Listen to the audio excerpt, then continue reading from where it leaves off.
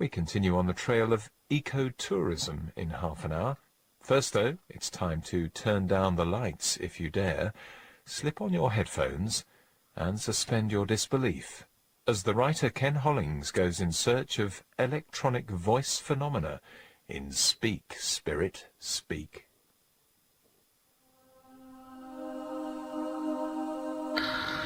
Hello, everybody. Hello, everybody on the other side. And you break through. They talk about coming down a lot, coming down or bringing themselves down. They say cryptic, quite upsetting things like, we are being followed. It's dark here. Lie down.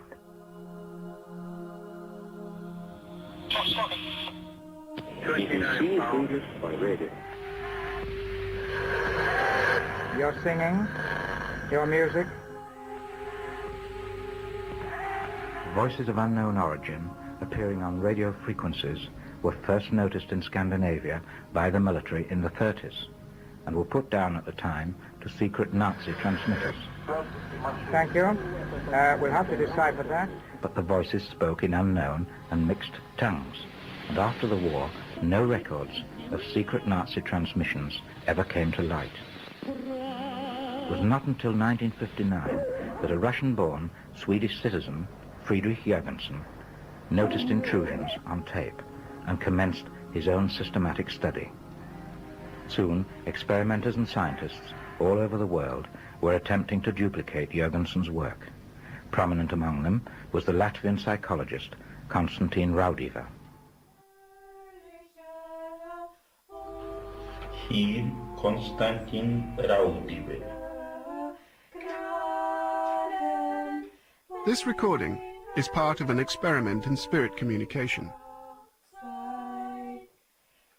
It was conducted by Latvian academic Konstantin Raudive, a former student of the psychologist C.J. Jung.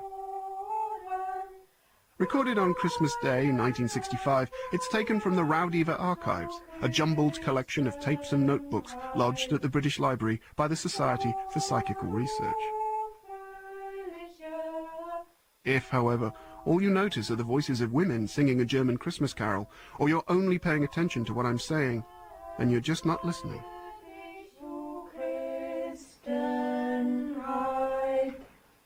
EVP, electronic voice phenomena, is the term most commonly used to describe the appearance of disembodied voices captured on magnetic tape. These can often be extremely faint, barely discernible to the untrained human ear, and seemingly unintelligible to the unpracticed mind.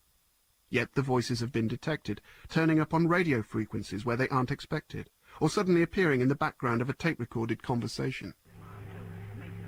Following on from Jürgensen, Raudive maintained that EVP occur in the gaps we leave in our exchanges with one another, the dead spaces and silences that crop up repeatedly on the airwaves. Published in the UK in 1971 under the title Breakthrough, his findings revealed another world teeming with voices and sounds. The experimenter states that in his opinion man cannot grasp the events after death with his intellect or even with his intuition. A voice replies in German, kann. He can.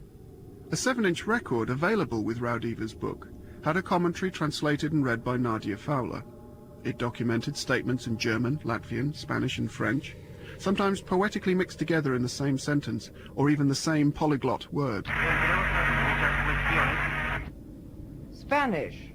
You will solve many questions. One British EVP researcher soon found that the voices were speaking to him in English. Between 1973 and 1977, I was situated in a so-called window area, a radio hotspot. Raymond Cass, an audiologist operating in the north of England, became fascinated by the messages he picked up on his 4-band radio during the 70s and 80s. It was simply a matter of leaving a gap on the tape and waiting for the voices to appear. Utilizing an ordinary receiver tuned to the aircraft band, I was able to record, when atmospheric conditions were favorable, male and female voices of unknown origin.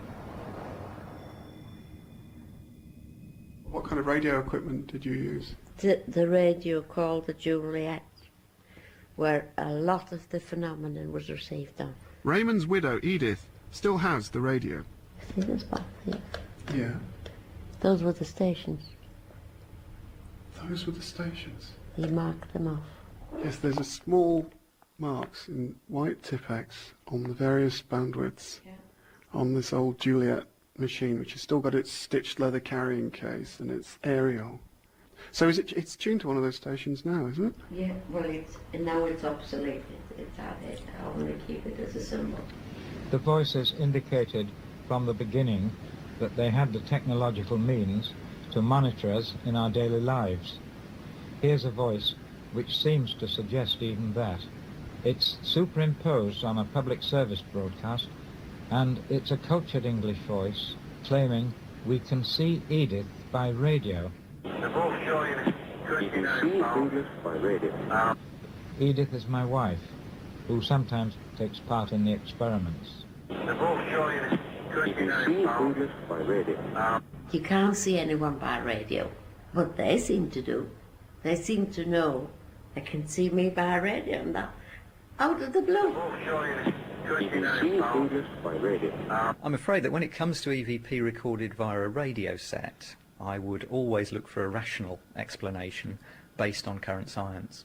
Ian Astbury, Senior Investigations Engineer with BBC Radio Resources. We tend to expect our radios to be fairly sophisticated devices, but in fact a simple amplitude modulation receiver is very easy to make. Many broadcasters worldwide are still using the AM system.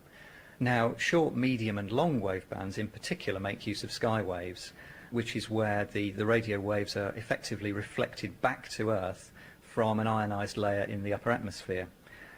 Although this method of reflecting radio waves can be very effective, it's also rather unpredictable because it gets affected by other factors such as the time of year, the time of day, the weather, and because of other events such as meteor showers and sunspots.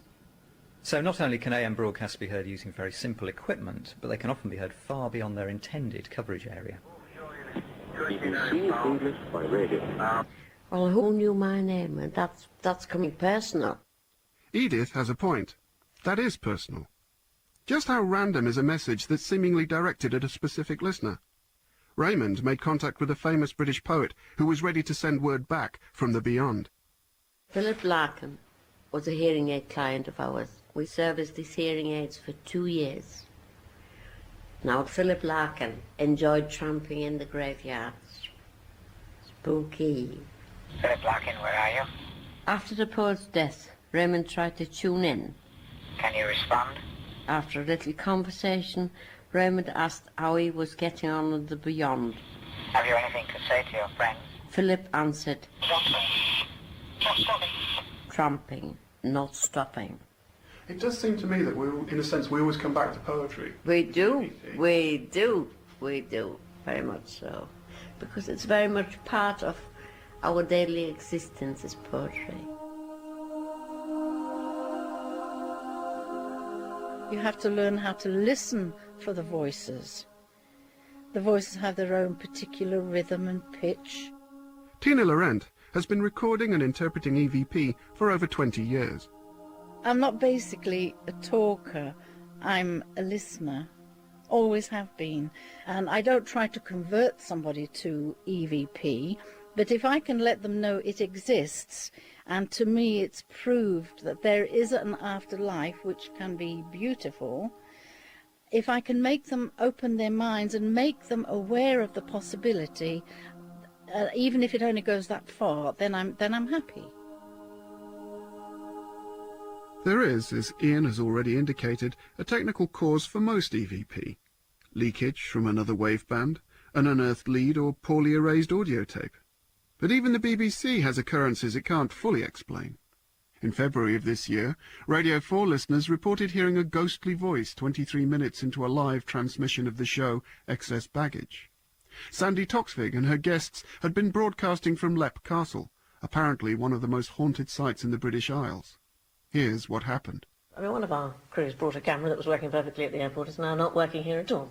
Have you? Yes, I mean, it's just one of those things. Perhaps the battery's gone flat, you know. Yes, well, I was talking to the sound men before last night, and that's happened to me doing something for television where somebody was mic'd up, but he said it's pointless micing me up because it'll never work, and they didn't believe him, and it didn't ever work. And as I told the story last night, one of the sound men said, yes, we've had that happen with other people. I'm beginning to make it. You're beginning to make a believer out of me, Sean, I think. And this is Tina's response to the incident. Yeah? 2 syllables?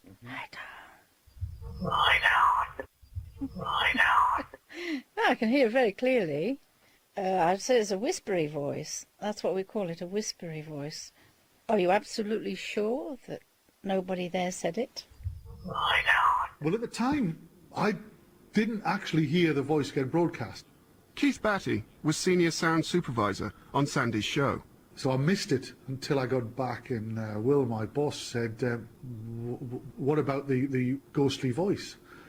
I said, what ghostly voice? So we said, I think you better go and have a listen. And there it was, 23:20, 23:30 in.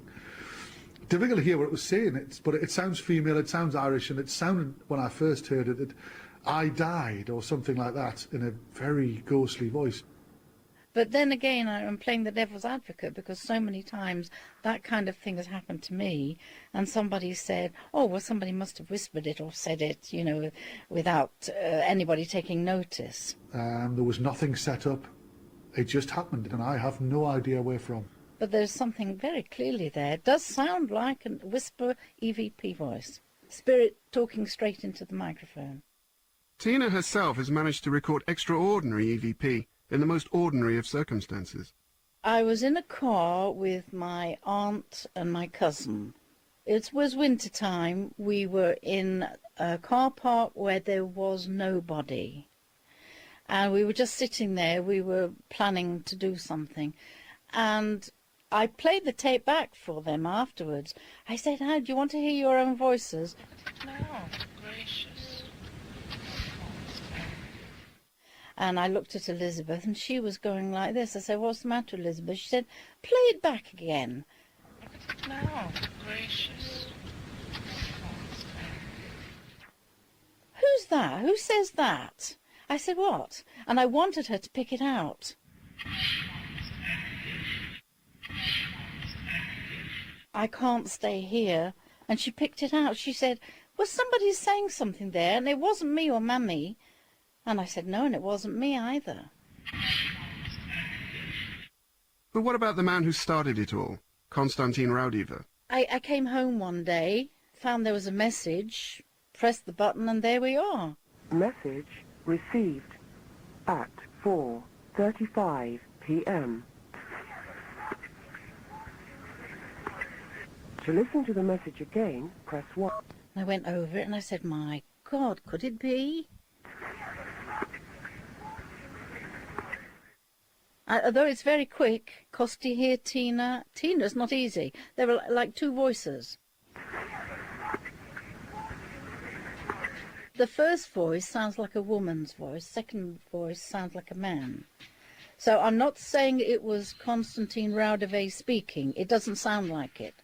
It sounds as if a woman is introducing and saying he's here. It's as if the energy that is there to speak doesn't last very long. All he's got is time to say, "Christina, it's Kosti." I never got a message from Raudive. In her book, If the Spirit Moves You, journalist Justine Picardy gives an account of her investigations into EVP. I mean, Raudive is here, there and everywhere. He's tremendously busy. And now we hear in Latvian and German, Koste, tu tik nah. Koste, you are so near. What it reminds me of again is, you know, picking up different voices from different radio stations where you will get, you know, something from, you know, Slovakia and then Bulgaria and Egypt, and it does all kind of blur into the Tower of Babel. We spent an interesting morning at the National Sound Archives listening to Raudiva's recordings, and there's hundreds of these exercise books with timings and dates and phrases that have been scoured over, and he kept on finding his name. I don't know whether kind of Konstantin Raudiva is somehow the kind of spirit test card. Yes, because his name does pop up. Doesn't it? A lot. But you don't need a radio antenna to pick up stray signals. Almost anything can act as a receiver. Ian again. Any electronic apparatus, which includes audio amplification, for example, can in fact act as a very sensitive radio set. Even this microphone in front of me could act as a very effective aerial, and the tape recorder as a radio receiver. I don't think there's any such thing in this area of true or false, of real or unreal. It is real because it is there. Whatever conclusions that you may or may not want to draw about it, you know, it exists. People hear things that they want to hear. The tragic death of Justine's younger sister Ruth led her to try different methods of spirit communication, including EVP sessions with a London-based researcher. We played the tape back, and I heard, in the gap that had been left, a voice that hadn't been either of ours saying, "Ruth!" And I practically leapt out of my seat and thought, oh my God, this is it, the proof. It certainly wasn't Ruth's voice, but it sounded to me like, you know, Ruth, but said in a very strange way. And I was very excited, and I drove home, and as I was driving home, I thought, that's it, I have the proof, there is life after death. And that wasn't Ruth's voice, but that was somebody saying her voice in this gap in the tape, and EVP is true.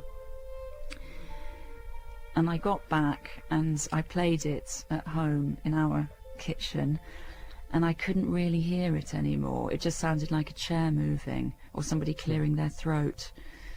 And I played it then to Neil, my husband, you know, and said, God, you know, still you've got to listen to this. And he said, it's nothing there, it's just the components of a machine. It's literally the ghost in the machine.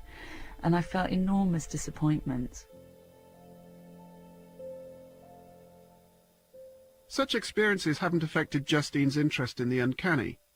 We played her our ghost voice recording from Leap Castle. Lie down. Lie down. Yeah, that makes the hairs stand up on the back of my neck.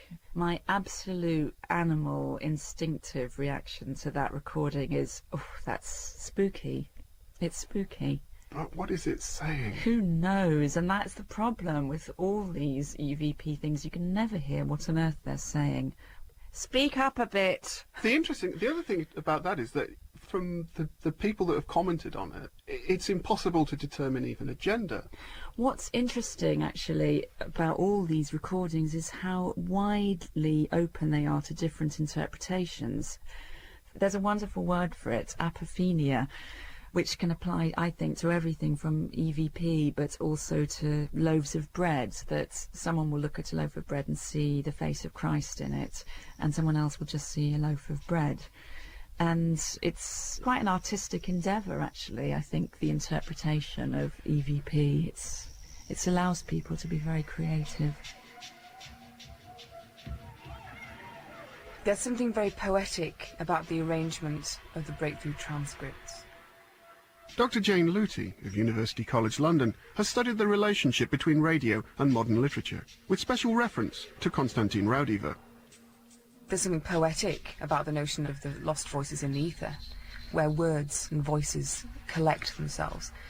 It can't be seen as anything other than poetry. You make a very interesting point, which no one else seems to have picked up, which is that the title of Raudiva's book in German actually conveys a very different message from its English translation as Breakthrough. The inaudible becomes audible.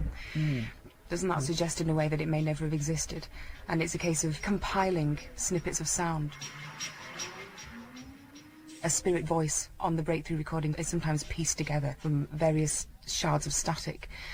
hence making it coherent and making it audible. And that's why breakthrough itself is some kind of odd literary text, insofar that we are made to believe that these voices can be heard. And I think that the inaudible becomes audible is a far greater exposition of what was being done in these experiments, not breakthrough, because breakthrough suggests a séance.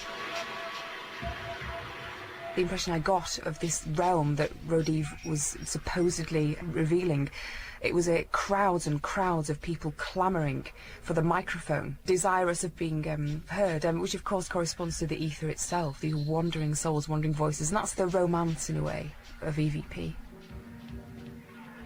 Lie down. Spirit voices sometimes harness themselves to other noises, other frequencies, and they imitate the way the sound itself is going. That's a very sort of sophisticated, refined version of EVP. That was Dr. Luti's considered response to the Leap Castle EVP, but here's her original reaction. Lie down. Yes. Yes. Oh my God. There is something spectral about the act of communication. Eric Davis, author of the cult classic Technosis. We take it for granted because we do it all the time, and yet when you really try to break it down, it's very difficult to say what exactly is going on when you say, I understand what someone is telling me. And if you look at the history of religion and the history of spiritualism and the history of the occult, there's always some curious claim made about the way communication happens, that there's other modes of communication. And the way I take this is that any time you're dealing with the media, this fundamental mystery of communication is going to sort of colonize it, and in colonizing it, create a space where we once again encounter the mysterious. Speech has become immortal, Scientific American declared when Thomas Edison first demonstrated the phonograph. At the end of his life, the great inventor was working on a machine that he hoped would allow us to hear from the dead themselves. Justine Picardy. For a long time I couldn't bear the idea of Ruth's voice disappearing from her answer machine.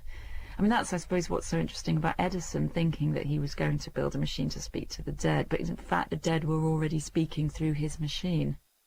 There's something very peculiar and even somewhat spooky about recording.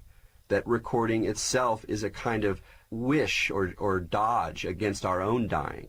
And the way in which an aspect of the self, an aspect of the soul, an aspect of psychic energy adheres in these objects that record something of our living beings, in a way reflects back on us. And even though EVP doesn't necessarily have to be a recording, it really only comes about in the act of recording these radio frequencies and then replaying them, that they end up carrying a bit of a charge of this kind of deeper encounter.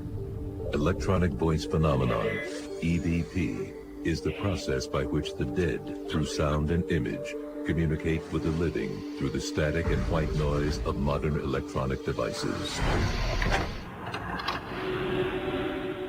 And that tape recorder is an absolute metaphor, because we will take in everything, but our capabilities can only interpret a limited amount of what we take in, and our beliefs will only then what we have taken in. So I think we're constantly narrowing and filtering, and the filters we put in are to do with who we are, where we're born, how we live our life, what luck we have, what opportunities we have, what society we're in, and those are all filters that filter through the tiniest piece of information that we have to interpret. And for me, that includes a 3-second voice on a tape is exactly that type of information that we interpret. Neil Johnson researched examples of EVP while writing the script for White Noise, a Hollywood thriller due for release next month.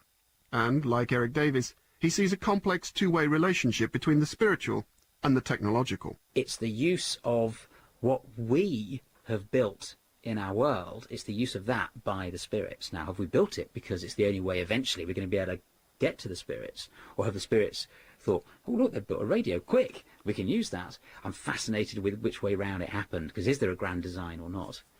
But I'm specifically interested in the effect of the messages that are sent out by the clairvoyants and the EVP researchers and the mediums, the effect those messages have on the average person on the street who one day loses a loved one and suddenly wants to believe.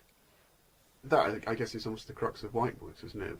That wanting to believe. Absolutely. White Noise is all about Michael Keaton's character wanting to believe. At first, not choosing to, but then wanting to. And then he begins to get messages from the people he wants to get messages from. The question is, though, is he hearing the right message? It's electronic voice. Yeah, I know what this is. Well, I've been making these tapes. Yeah, you know, you shouldn't be trying this by yourself. It's not safe. Keaton encounters some EVP messages to do with things that haven't yet happened, and he believes he can help people, which means he believes he can intervene, and it's forces on the other side that don't appreciate his intervention. So he's misreading the signs and interfering, and that's what gets him into trouble. Does kind of beg the question, have you yourself had any direct experience of EVP? I tried many a time with, a little reel-to-reel or cassette tape and taping just white noise. Never had any luck. And then when I've listened to the EVP samples I've heard on the internet, I've been sceptical, I suppose, in what I've heard, because too many times there's things presented as, say, a Roman centurion, and in fact it's just a... There we go. John, you interventionist. I thought you'd done that deliberately. I was just about to... What was it saying? Lie down. Oh, you're going to find it. We want you to... You've ruined it. Accidentally pressing the wrong button. My producer had played back the ghost recording from Lep Castle. It did give me the willies, though, because I thought it first saying, you liar. So they were saying I was a bit sceptical. You liar. You liar. Lie down. Lie down. Eric Davis. What's really remarkable about it is you have the clear sense of it being in space.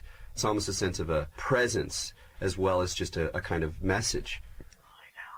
Lie down. There's a little bit of a T at the end. A lot of EVP are presented, so now you're going to hear someone saying James Joyce. James Joyce. That seems to be one of the most important elements to the performance of the EVP meaning, is the way there's a sort of preparation, one, that you're going to hear something, and two, that you're going to hear specific sounds or specific words. But again, I think that part of the point of this stuff is to show us how we make meaning and to reflect on the mysteriousness of that process. But what really fascinates me is how suddenly I find myself in the experience of the uncanny. Shivers going up the spine, the sense of something right around the corner, the sense that there is another presence in the room, on the tape, in my mind. And in a way, you do have to let yourself be tricked so that suddenly you're having these kind of alternative experiences. And those too take you in a direction that you might not have any idea about where it's leading. It would appear that belief and proof spend more time in each other's company than we might initially have suspected.